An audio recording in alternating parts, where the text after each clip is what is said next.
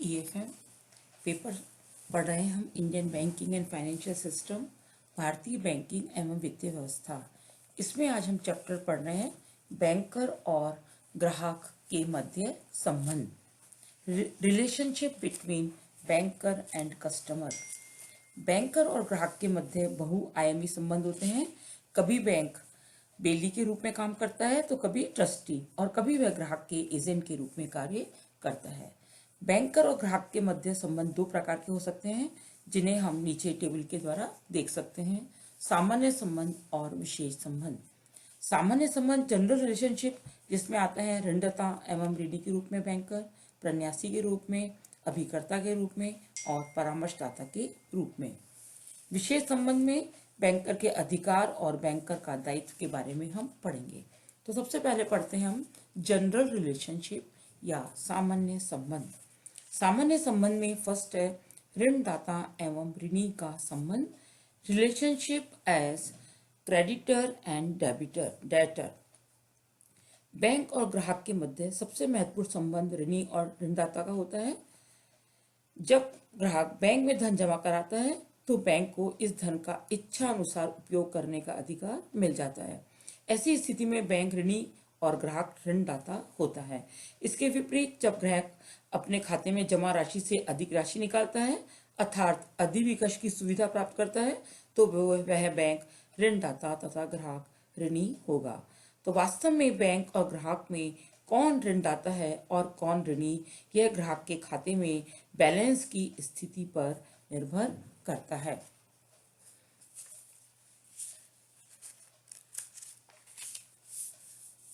ऋणी और ऋणदाता के संबंध में कुछ विशेषताएं होती हैं, जैसे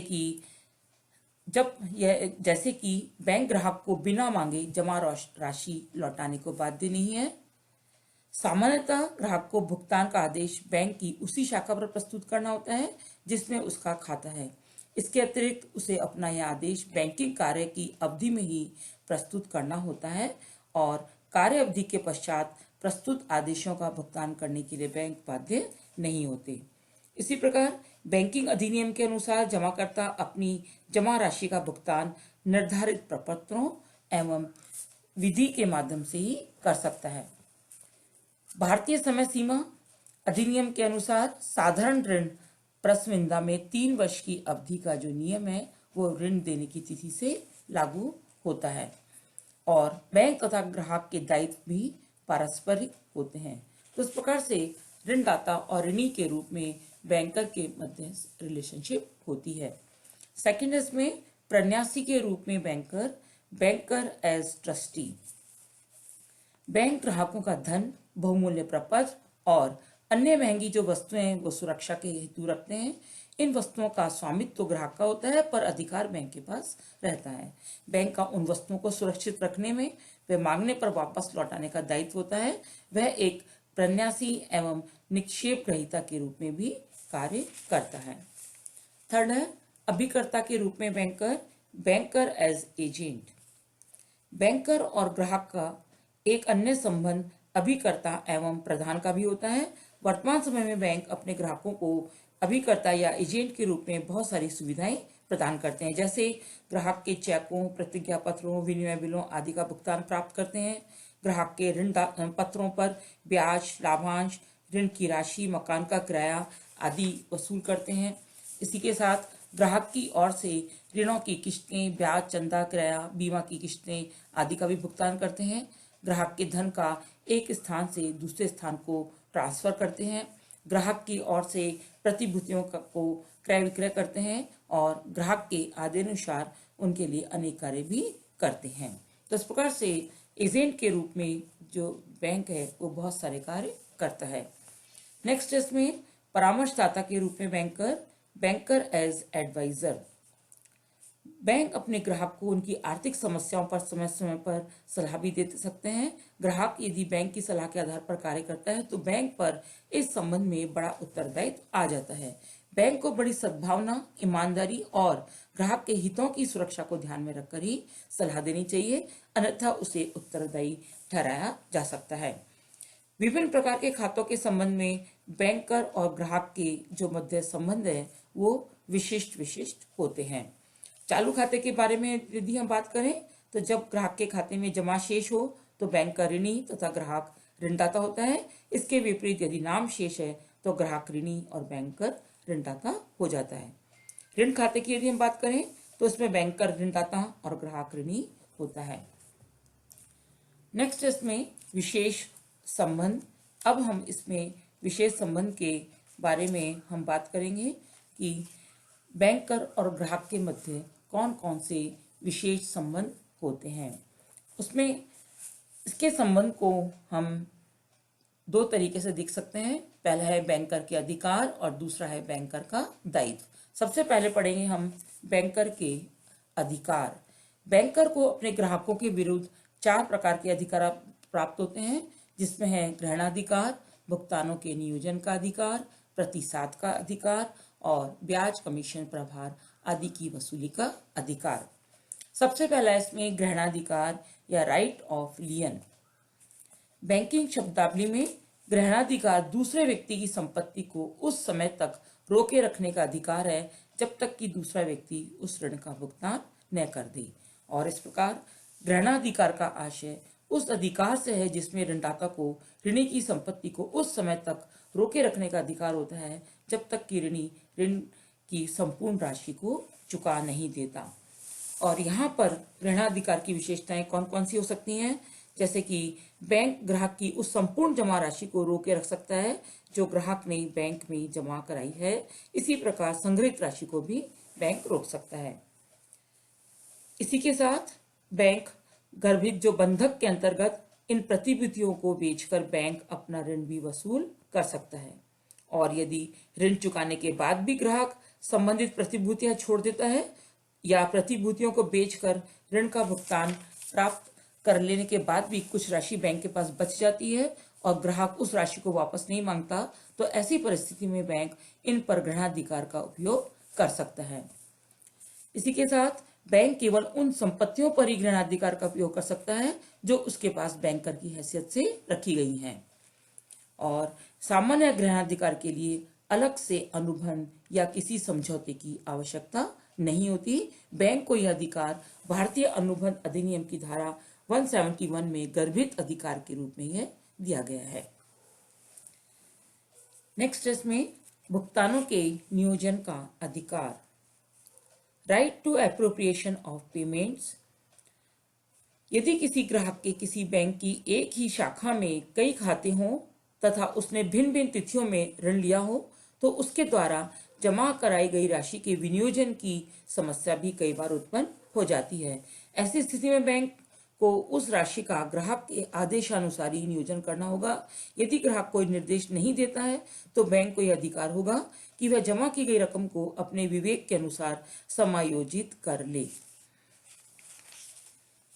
भुगतान के नियोजन के संबंध में बैंक को कुछ बातों का ध्यान रखा जाना चाहिए, जैसे ग्राहक ने किसी विशेष ऋण के शोधन के लिए यदि राशि जमा करवाई है तो ऐसी स्थिति में बैंक को ग्राहक के आदेशों का अनिवार्य रूप से पालन करना होगा। इसी के साथ ग्राहक राशि जमा करवाते समय यदि कोई स्पष्ट आदेश नहीं देता है और न ही परिस्थितियों से यह स्पष्ट होता है कि भुगतान की राशि को किसी ऋण की अदायगी माना जावे तो बैंक को अपने विवेक के अनुसार उक्त राशि को समायोजित करने का अधिकार है। इसी प्रकार जब बैंक तथा ग्राहक दोनों ही अपने अधिकारों का पालन नहीं करते हैं तो प्राप्त राशि का उपयोग क्लेटन नियम के अनुसार ही किया जाता है। इसी के साथ ग्राहक से प्राप्त राशि का उपयोग सबसे पहले ब्याज के भुगतान के रूप में किया जाता है और शेष राशि का उपयोग क्लेटन के नियम के अनुसार किया जाता है। तो इस प्रकार से भुगतानों के नियोजन का जो अधिकार है उसके संबंध में बैंक और ग्राहक के बीच में इस तरह से संबंध होता है। नेक्स्ट इसमें प्रतिसाद का अधिकार, right to set off. Bank को किसी एक ही ग्राहक के 2 या 2 से अधिक खातों में सेट ऑफ करने का भी अधिकार प्राप्त है। बैंक ग्राहक के किसी खाते में जमा शेष राशि को नाम शेष वाले खाते में ट्रांसफर कर सकता है। एग्जाम्पल के लिए मान लीजिए किसी ग्राहक के खाते में 10,000 रुपए का डेबिट बैलेंस है और उसी बैंक के दूसरे खाते में 5,000 रुपए का क्रेडिट बैलेंस है, तो बैंक 5,000 रुपये का जो प्रतिशत कर शेष 5,000 रुपये का दावा कर सकता है। यह अधिकार न केवल एक ही शाखा में खोले गए विभिन्न खातों पर प्रयुक्त किया जा सकता है, अपितु एक ही बैंक की विभिन्न शाखाओं में खोले गए खातों के संबंध में भी लागू होता है। इसमें दो बातें ध्यान में रखनी जरूरी होती हैं। पहली कि समायोजन किए जाने वाले खाते एक ही नाम से होने चाहिए, और दूसरा उस खाते में जमा राशि प्रन्यास राशि न हो।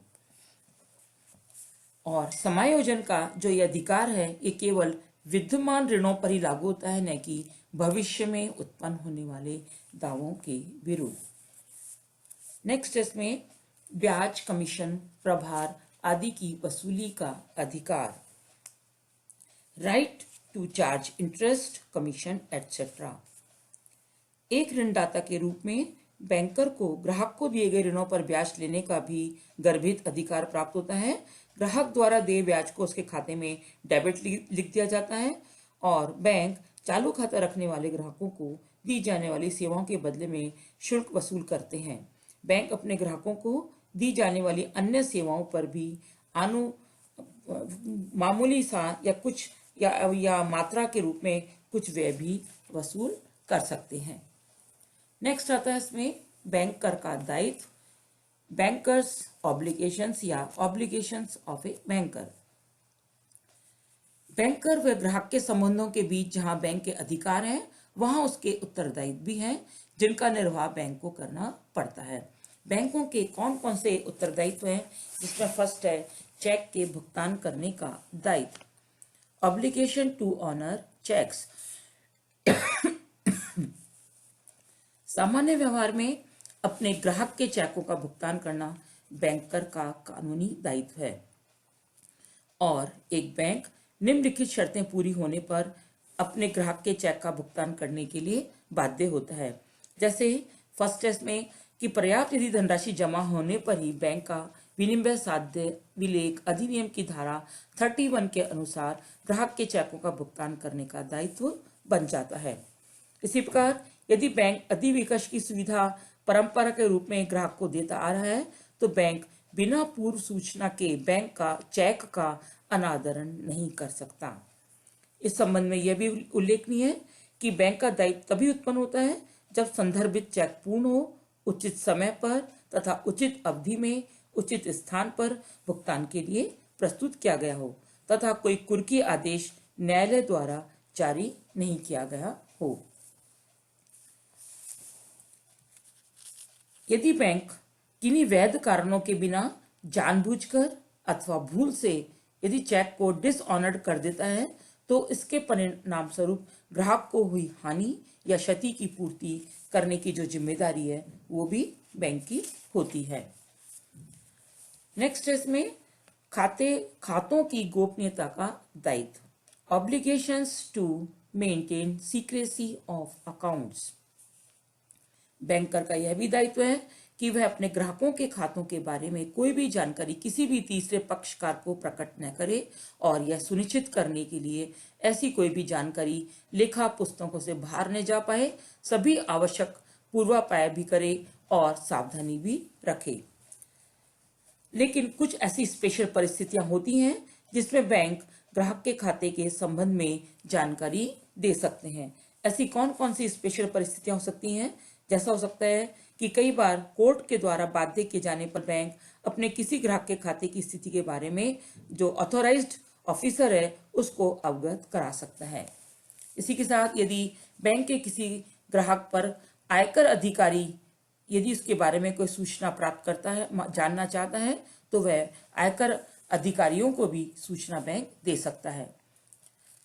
उपहार के बारे में, उपहार कर अधिनियम, इस अधिनियम की धारा 36 के द्वारा उपहार कर अधिकारियों को भी बैंक से किसी ग्राहक के खाते के बारे में जानकारी प्राप्त करने का अधिकार है। इसी के साथ बैंकर कंपनी के सचिव, कोषाध्यक्ष के बारे में ही जानकारी देने के लिए बाध्य है, अन्य किसी ग्राहक के बारे में नहीं। इसी के साथ बैंकिंग अधिनियम 1949 की धारा 26 के अंतर्गत प्रत्येक बैंकिंग कंपनी को रिजर्व बैंक की एक वार्षिक विवरण भेजना आवश्यक है, जिसमें ऐसे खातों का विवरण दिया जाता है जो गत या पिछले 10 वर्षों से संचालित नहीं हो पा रहे हैं। इसी प्रकार दंड प्रक्रिया संहिता की धारा 49(3) के अंतर्गत किसी भी जांच को कर रहे पुलिस अधिकारी ऐसी जांच के प्रयोजन के लिए किसी भी बैंकर की पुस्तकों का निरीक्षण भी कर सकते हैं। और भारतीय रिजर्व बैंक अधिनियम 1934 के अनुसार रिजर्व बैंक को अधिकार है कि वह बैंकों द्वारा अपने ग्राहकों को दिए जाने वाले ऋणों के संबंध में जानकारी प्राप्त कर सकते हैं। और अनेकों बार बैंकर को ऐसा लगे कि उसके किसी ग्राहक के खाते की जानकारी प्रकट करना जनहित में है तो वह ऐसा कर सकता है। ऐसी स्थिति में उसे विश्वासघाती का दोषी नहीं माना जाएगा। और अनेकों बार बैंकर स्वयं अपने हितों की रक्षा के लिए भी अपने ग्राहक के खाते की स्थिति की जो जानकारी है वो प्रकट कर सकता है। बैंकर अपने ग्राहक की सहमति के बिना भी अपने साथी बैंकों को किसी भी ग्राहक के खाते के संबंध में सूचना दे सकता है। और ये बैंकों में चलने वाला एक सिस्टम है जिसके अंतर्गत बैंक परस्पर एक दूसरे को सूचना देते हैं। और इस प्रकार की सूचना देने से बैंकर को बहुत सावधानी बरतनी चाहिए। अनुचित सूचना देने पर बैंक न केवल ग्राहक के प्रति बल्कि सूचित व्यक्ति के प्रति भी क्षतिपूर्ति के लिए उत्तरदायी होते हैं। और बैंकों को सूचना देते समय केवल अधिकृत व्यक्ति को ही सूचना देनी चाहिए, तथ्यात्मक सूचना देनी चाहिए, सांकेतिक सूचना देनी चाहिए और सूचना को जहां तक हो उसको गोपनीय रखा जाना चाहिए। क्योंकि यदि अनुचित तरीके से जानकारी दी जाती है तो अनुचित ढंग से जानकारी देने पर बैंक को लापरवाही का दोषी माना जाएगा तथा इससे होने वाली जो हानि है उसकी क्षतिपूर्ति के लिए भी बैंक उत्तरदायी होगा।